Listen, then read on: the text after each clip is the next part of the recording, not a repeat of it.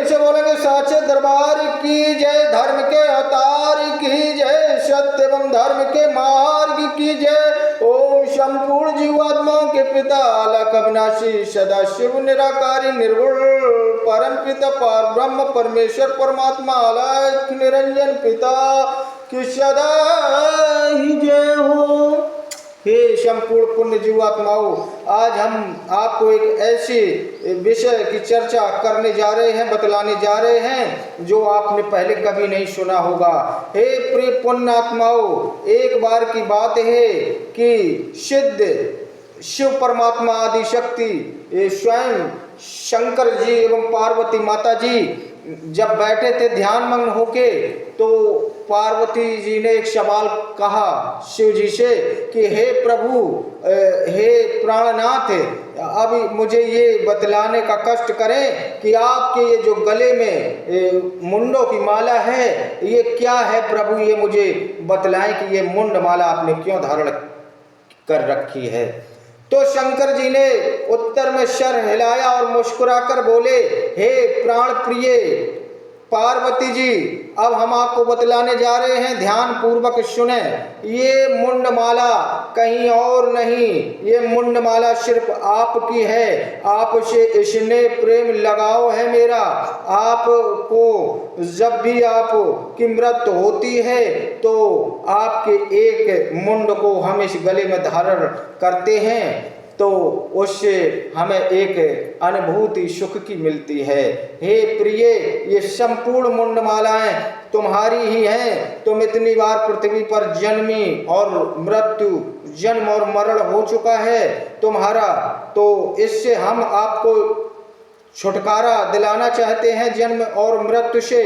तो पार्वती माता ने कहा कि जब आप तो संपूर्ण जीवात्माओं के लेखा जोखा भी जानते, सब कुछ जानते हैं, तो फिर हमको क्यों नहीं आपने अमृत प्रदान किया, हमको अजर अमर क्यों नहीं हो पाई हम। तो उसी समय शंकर जी ने कहा कि हे प्राण प्रिय, मैंने कई बार तुम्हें ये सिखलाने बतलाने की कोशिश की है कि आपको कई बार मैंने मृत्यु संजीवनी ज्ञान सिखलाने की चेष्टा की, आपको कई बार हमने ऐसा ज्ञान सिखलाने की बतलाने की आवश्यकता समझी कि जिससे तुम भी अमृत को प्राप्त कर सको, लेकिन एक बार भी ऐसा अवसर नहीं आया, एक बार भी आपने मुझको इस लायक ज्ञान को धारण करने लायक आपने अपना धैर्य एवं निष्ठावान हो कि आपने एक बार भी नहीं सुना और ज्ञात कर पाया। तो हे प्राण प्रिय, आज चलो हम आपको बताने जा रहे हैं कि उस अमर होने का, अमृत प्राप्त करने का वो हम आपको संपूर्ण कथा के माध्यम से बतलाएंगे कि कैसे जीवात्मा यहाँ अमर हो सकती है।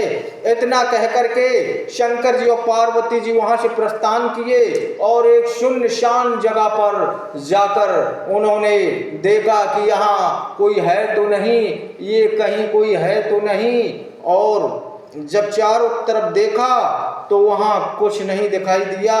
तो शिव जी ने एक योग मंत्र द्वारा संपूर्ण जहाँ पर वो बैठे थे संपूर्ण जगह ऐसे धुआं बिखेर दिया और संपूर्ण जीवात्माओं को एकदम योग निद्रा में कर दिया। वहाँ बैठी या वहाँ आसपास की संपूर्ण जीवात्माओं को योग निद्रा में कर दिया शंकर जी ने, और बैठ के माता पार्वती को वो ऐसा ज्ञान सिखलाने एवं बतलाने लगे जिससे कि माता पर्वतवासिनी पार्वती मैया जी अजर अमर हो जाएं। लेकिन लेखनी को तो कुछ और ही मंजूर है। माता जी एक भाग सुनती रहीं, दो भाग सुनती रहीं, तीसरी भाग में उनको योग निद्रा ने घेर लिया। योग निद्रा के आ जाने के बाद माता जी तो सो गईं और उसके बाद वहाँ पर एक मछली के गर्भ में जो एक अंडा था, अंडे के द्वारा वहाँ हुकारी। जब शंकर जी स्वयं बोलते कि हे पार्वती, ऐसा था ऐसा ज्ञान, ऐसी से ऐसी बात, ये तुमने मेरी पूर्ण बात सुनी या नहीं सुनी? तो उस अंडे में से आवाज आती हूँ हूँ।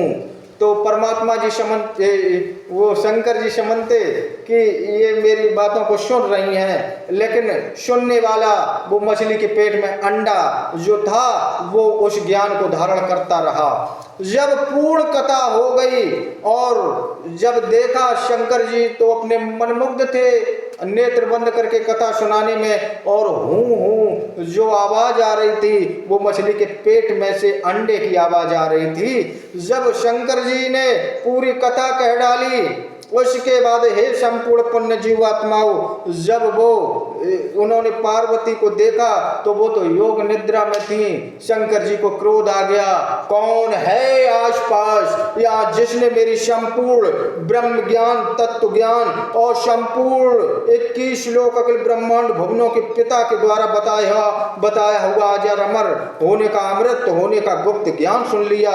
ऐसा कौन जीव जंतु प्राणी या कौन ऐसा है इस धरा पर? तभी उस मछली के पेट में से आवाज आई, हे प्राणनाथ, हमने आपका इस मछली के पेट के द्वारा में हैं और हम वहीं से आपको होकारी भर के जवाब देते रहे हैं। हमारी गलती भूलों को क्षमा करें, हम तो एक नादान हैं, हम तो एक नादान शिशु हैं, हम तो एक बच्चा स्वरूप हैं, हमें क्षमा करो दयानाथ। इतना कहने के बाद पार्वती को योग निद्रा से जगाया और शंकर जी ने उस मछली के पेट में जो गर्भ था, जो अंडा था, उससे कहा कि तुमने मेरी कथाएं, ये अमृत कथा सुन तो ली है, इसका तुमको ज्ञान भी हो चुका है, जाओ इस धरा पर संपूर्ण ज्ञान बिखेरना एवं ये जो आपने मेरी संपूर्ण कथा सुनी है ये बीच बीच में तुम्हें ज्ञात नहीं रह पाएगी। तुम काम वासना में इतने डूब जाया करोगे कि संपूर्ण ज्ञान नष्ट भ्रष्ट हो जाया करेगा।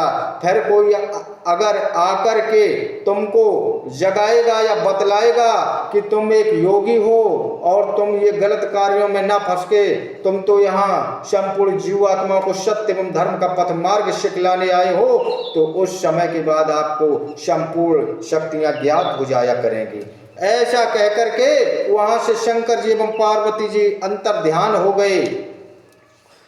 कुछ दिनों के बाद वहां पर एक मछुआरा मछली पकड़ने के लिए आया और उसने अपना जाल फेंका तो उसी में वो एक बड़ी मछली फंस गई जिसके पेट में वो अंडा था और जिसने शंकर जी की संपूर्ण कथाएं वृत्तांत पूर्वक सुनी थी, अमृत कथा, अजर अमर होने की कथा। तो हे प्रिय पुण्यात्माओं, इतना सब हो जाने के बाद जब मछुआरे ने वो जाल फेंक कर वो मछली को पकड़ लिया, वो मछली उसके जाल में आ गई और वो जल्दी से बड़ा प्रसन्न मुद्रा में हुआ और प्रसन्न मुद्रा में हो जाने के बाद जब वो मछली को बाहर लाया तो बाहर लाकर उसने जब मछली का घर ले गया, जब उसका पेट चीरा कि आज बहुत बड़ी मछली मिली है, इसको मैं राजा की मंडी में बेच दूंगा, इससे मुझे अपार धन की प्राप्ति हो जाएगी।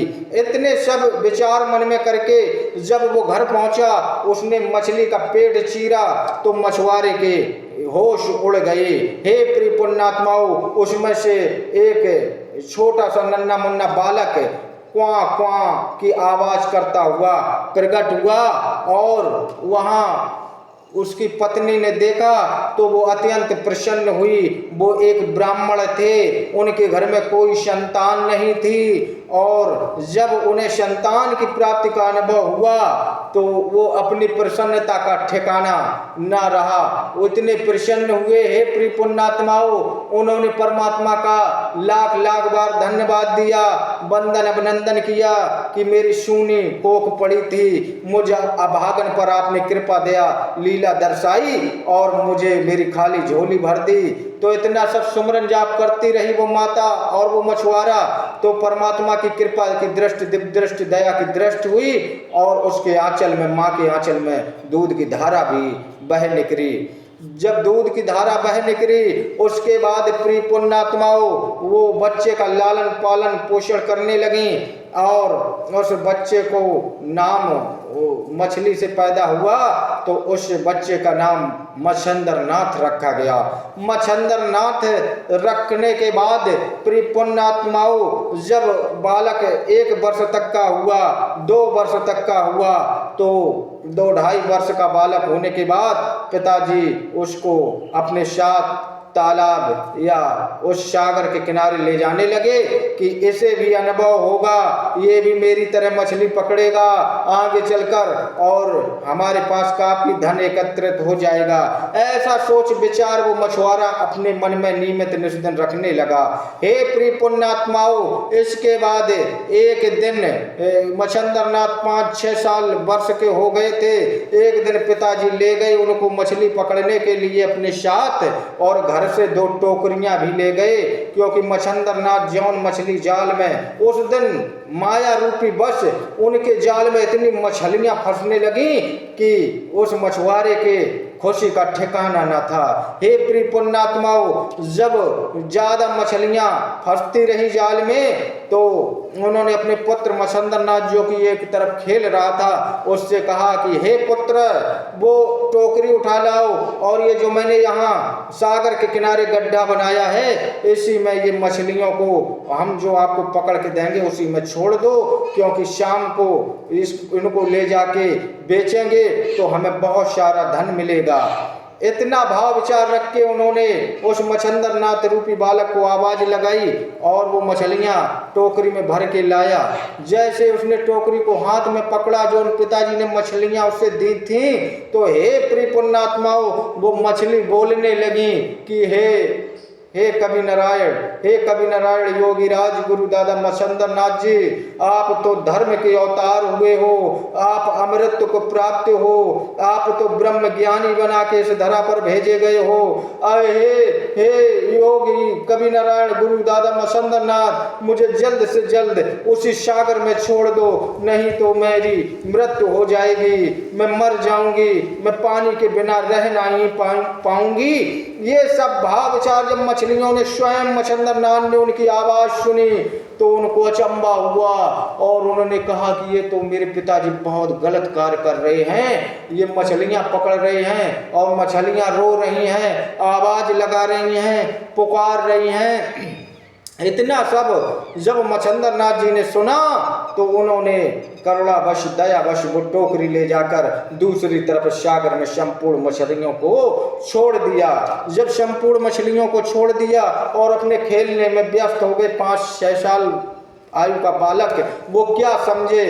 तो हे प्रिय पुण्यात्माओं, जब मच्छंदरनाथ जी अपने खेलने में मस्त हो गए तो उनके पिताजी ने दोबारा जाल डाला और बहुत सारी मछलियां उनके जाल में फिर आईं और फिर उन्होंने आवाज दी, बेटा मच्छंदर। तो पुत्र ने कहा, हाँ पिताजी। चलो आओ टोकरी लेके आओ भाई, मछलियां लेके जाओ, आज बहुत सारी मछलियां मिल रही हैं। तो हे पुण्यात्माओं, दोबारा मच्छंदरनाथ जी फिर टोकरी लेके गए और फिर वही क्रिया हुई। मछलियों ने ये ज्ञात कराया कि आप तो सत्य एवं धर्म की स्थापना के लिए आए हैं, आपको मछलियां नहीं पकड़नी चाहिए, आप मछलियां सागर में ढील दो, यह सागर ही मेरा जीवन है, क्योंकि इस पानी के बिना मेरी मृत्यु हो जाएगी। इतना फिर सुना तो फिर बालक रूपी मच्छंदरनाथ जी ने वो मछलियां वापस सागर में छोड़ दी। और छोड़ने के बाद जब पिताजी संध्या में आए तो बहुत प्रसन्न थे। उन्होंने कहा कि आज बहुत सारी मछलियां पकड़ी हैं और पकड़ने के बाद आज बहुत सारा धन एकत्रित करेंगे। लेकिन हे प्रिय पुण्यात्माओं, जब वो वापस आए, उन्होंने उस जो उनके द्वारा गड्ढा बनाया गया था मछलियों को छुड़वाने के लिए, उसमें जब एक भी मछली नहीं मिली तो मछुआरे के होश उड़ गए कि हमने कितनी सारी मछलियां पकड़ी थी लेकिन यहाँ एक भी मछली नहीं मिली। तब उन्होंने अपने पुत्र को बुलाया, मच्छंदर, बेटा मच्छंदर इधर आओ। तो मच्छंदरनाथ जी पिताजी से पहुँचे और सिर झुका के खड़े हो गए। तो पिताजी ने पूछा कि बेटा, मैंने बहुत सारी मछलियां पकड़ी थी लेकिन इस तालाब, ये गड्ढा जो बनाया, इसमें तो एक भी मछली नहीं है। तो मच्छंदरनाथ जी ने कहा कि हे पिताजी, मछलियां रो रही थीं, मुझसे कह रही थीं कि मुझे पानी में छोड़ दो, पानी के बिना मैं जिंदा नहीं रह पाऊंगी, मर जाऊंगी। तो इतने शब्द कह दिए मच्छंदर नाथ जी ने, लेकिन मछुआरे को क्या पता कि ये कौन है क्या है। मछुआरे ने एक दो थापड़ कसे उस बालक को और कहा, तूने आज की मेरी पूरी मेहनत पर पानी फेर दिया, चल सीधा घर चल, हम दूसरी मछलियां पकड़कर घर वापस तभी आएंगे, नहीं तो वही मेरा व्यापार है, उसी से हम पेट भरते हैं। जब मछलियां ही नहीं होंगी तो घर आटा दाल कैसे जाएगी। तूने आज का मेरा पूरा धंधा चौपट कर दिया।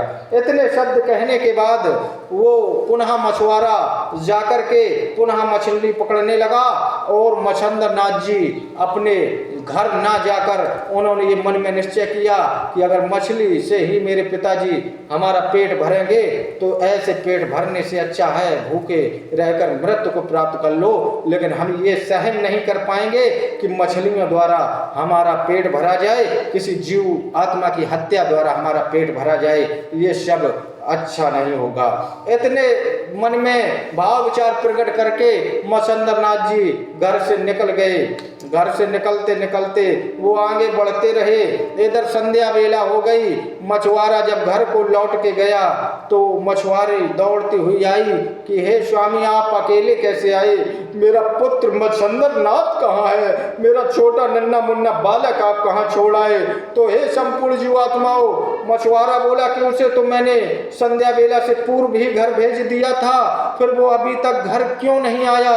तो इस पर मछुआरे दोनों घर से बाहर की ओर जाकर के संपूर्ण वहां जितने भी घर मकान थे आसपास या जितने भी तंबू लगे हुए थे नदी किनारे, सब में जाकर ढूंढा, देखा, आवाजें लगा रहे, गली गली भटक रहे, बेटा मच्छंदर कहाँ हो तुम, कहाँ हो तुम? लेकिन मच्छंदर नाथ का भक्तों कहीं अता पता नहीं, क्योंकि मच्छंदर नाथ जी ने मन में संकल्प और प्रण कर लिया कि अब आज के बाद अगर मछलियों द्वारा ही भोजन हमें खिलाया जाएगा तो हम ऐसा भोजन स्वीकार नहीं करेंगे, क्योंकि उन्हें तो संपूर्ण विद्याओं सिद्धियों का ब्रह्म ज्ञान सदा शिव परमात्मा जौन आदि शक्ति माता सदा शंकर जी जौन आदि शक्ति पर्वत वासिनी पार्वती मैया जी को सुना रहे थे अमर होने के लिए, वो संपूर्ण ब्रह्म ज्ञान मच्छंदर नाथ जी ने सुना था। प्रिय पुण्यात्माओं, तो मच्छंदर नाथ जी वहां से जाकर के जंगल में जाते